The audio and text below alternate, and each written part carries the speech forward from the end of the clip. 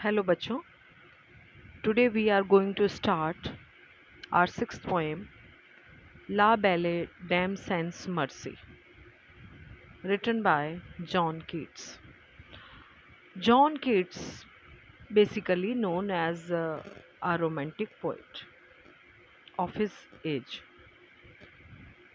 John Keats अपने समय के रोमांटिक पोइट के नाम से जाने जाते थे. This poem, specially La Belle Dame Sans Mercy, is a ballad. Ballad poem का एक प्रकार होता है जिसमें कि प्रेम की दर्द भरी और उदास कहानी को डिस्क्राइब किया जाता है, वो कहलाता है बैलेड. ये कहानी, ये पोएम बेसिकली जॉन कीट्स की अपनी खुद की ही कहानी है जो इन्होंने एक प्रेम की लघु कहानी के रूप में वर्णन किया है. और इसमें कवि एक दुखी सरदार की निराशा को एक अद्भुत रोचक शैली में वर्णन करते हैं कि एक सरदार जो है, एक नाइट, वो जंगल में अकेला घूम रहा है, भ्रमण कर रहा है. और ऐसे में यहाँ पर सरदार से बात एक योद्धा की गई है. एक योद्धा जो कि जंगल में भ्रमण कर रहा है अकेला, और वो क्यों दुखी और परेशान है उसी को लेकर के ये पूरी कविता है.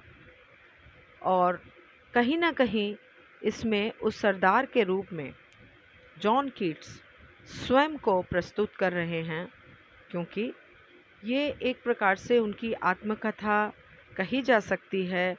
क्योंकि उनकी जो प्रेयसी थी फैनी ब्राउनी, जिनको कवि प्रेम करते थे, किंतु उनका प्रेम प्रसंग असफल रहा और कवि को निराशा का सामना करना पड़ा, और उसी भाव को उन्होंने इस कविता में प्रस्तुत किया है.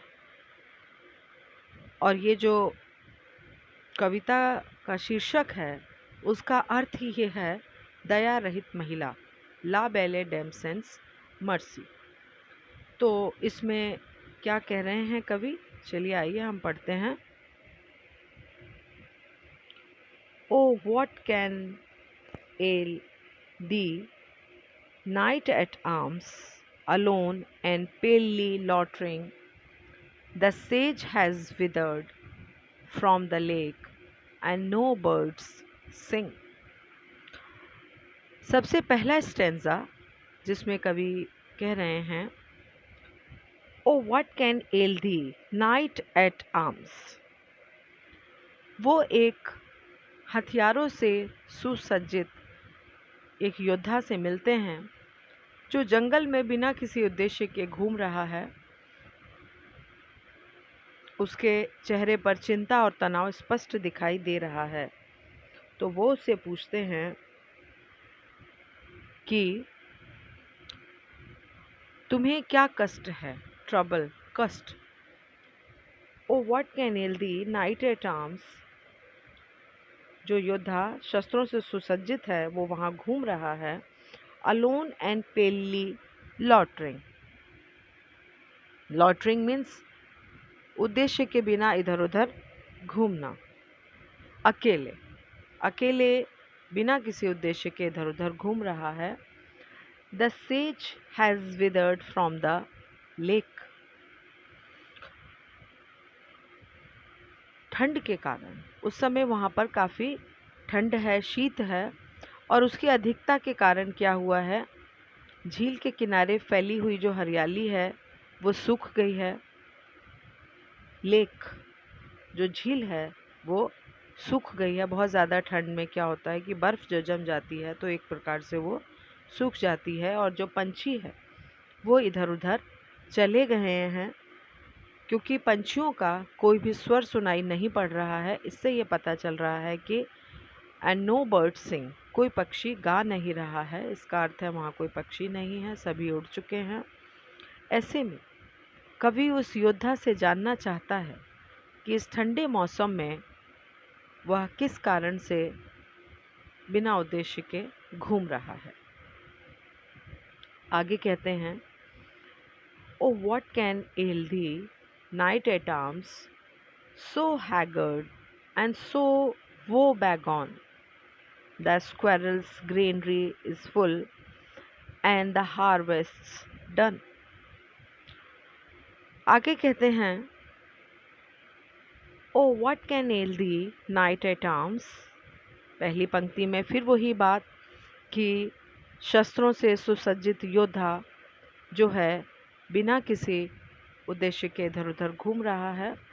सो हैगर्ड मतलब कि अस्त व्यस्त कपड़े पहने हुए हैं, अस्त व्यस्त कपड़े पहने हैं। एंड सो वो बैगॉन और दुख से पीड़ित है। वो बैगॉन दुख से पीड़ित होना, ग्रीफ और miserable. He was oppressed with the grief and miserable कि दुख से वो पीड़ित है, कपड़े अस्त व्यस्त पहने हुए हैं। And the squirrel's granary is full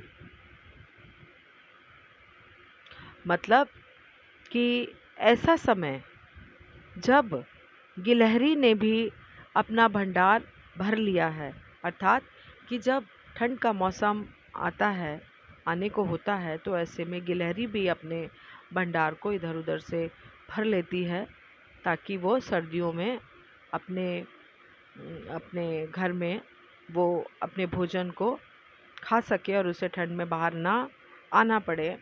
and the harvest done और फसल भी कट चुकी है। मतलब गिलहरी ने भी जाड़े के लिए अपने गोदाम को भोजन अनाज से भर लिया है, किसानों ने अपनी फसल काट कर इकट्ठा कर ली है। और ऐसे में ये जो योद्धा है वो दुख कष्ट और भयंकर जाड़े के मौसम में जंगल में अकेले घूम रहा है और कवि उसका कारण जानना चाहता है। आगे कहते हैं, I see a lily on thy brow with anguish moist and fever dew, and on thy cheeks a fading rose, fast withered too। अब वो कहते हैं कवि, I see a lily on thy brow। वो कहते हैं कि वो उनके चेहरे पर, उनके मस्तक पर, उनके माथे पर एक प्रकार से देख रहे हैं जो एक सफ़ेद उनका चेहरा पड़ रहा है। किसके समान? सफ़ेद फूल कुमुदनी, लिली के समान। एंड विच एंग्विश मतलब उनका जो चेहरा है वो उस लिली के समान सफ़ेद पड़ रहा है, जो सफ़ेद कुमुदनी होती है उसके समान सफ़ेद पड़ रहा है। And with anguish moist and fever due. Anguish means पीड़ा, मानसिक व्याकुलता या एक बेचैनी। तो with anguish moist and fever due उनको बुखार भी या कुछ इस तरह से वो महसूस करते हैं कि बुखार है उन्हें, इसके कारण शरीर उनका इस प्रकार से अजीब सी स्थिति में है। पीड़ा भी है उन्हें, बेचैनी भी है, शारीरिक कष्ट भी है। And her and on that cheeks a fading rose. और उनके जो गाल हैं वो ऐसे लग रहे हैं कि जैसे मुरझाया हुआ गुलाब, मुरझाए हुए गुलाब के समान वो मुरझाए हुए हैं। फास्ट विदर्न टू और वो उनका जो चेहरा है वो यहाँ जो विदर्न है, विदर्न मीन्स फेड्स, मुरझाता हुआ, और मुरझाता हुआ उनका चेहरा। तो इस स्टेंजा में वो क्या कह रहे हैं कि उनका चेहरा लिली के समान सफ़ेद हो रहा है और उनके उनमें वो एक पीड़ा महसूस कर रहे हैं, शारीरिक कष्ट भी महसूस कर रहे हैं उनको देखते हुए। और उनका जो चेहरा है, उनके जो गाल हैं वो मुरझाए हुए गुलाब के समान महसूस हो रहे हैं। अब इतनी बातें सुनने के बाद, जब इतना कुछ सुना है उस योद्धा ने, कवि के द्वारा प्रश्न जब पूछा गया, तो फोर्थ स्टेंजा में उनकी तरफ से जवाब आता है और वो क्या कहते हैं जो योद्धा, I met a lady in the meads full beautiful a faery's child. योद्धा कहता है कि I met a lady in the meads, meads means चरगाह, चरगाह में उनकी भेंट, चरगाह जहाँ पर हरियाली होती है, पशु चरते हैं, वहाँ पर उन्होंने एक सुंदर और मोहक रूपवती स्त्री से उनकी भेंट हुई। Full beautiful a faery's child, इतनी सुंदर थी कि जैसे परी की बेटी लगती थी। हर हेयर वॉज लॉन्ग, उसके लंबे लंबे बाल थे। हर फुट वॉज लाइट, उसके चलने का ढंग बहुत ही मृदुल, बहुत ही सुंदर और आकर्षक था। And her eyes were wild, और उसकी चमकीली आंखें प्रेम भावना से सराबोर थी। उसे लगता था कि उसकी आंखों में बहुत प्रेम भरा हुआ है और ये गहरा प्रेम प्रकट कर रही हैं, ऐसा वो महसूस करते थे। और वास्तव में उसकी जो सुंदरता थी वो अद्वितीय थी, मतलब कि मैचलेस थी। उन्होंने इतने सुंदर महिला पहले कभी नहीं देखी। बच्चों, ये पोएम 12 स्टेंजा की है। आप लोगों को आसानी से समझ में आ जाए इसलिए मैं 4-4 स्टेंजा करके इस पोएम को आपको समझाऊंगी। तो आज के लिए आपके 4 स्टेंजा हो गए हैं। इतना ही आज के लिए। Okay, have a nice day.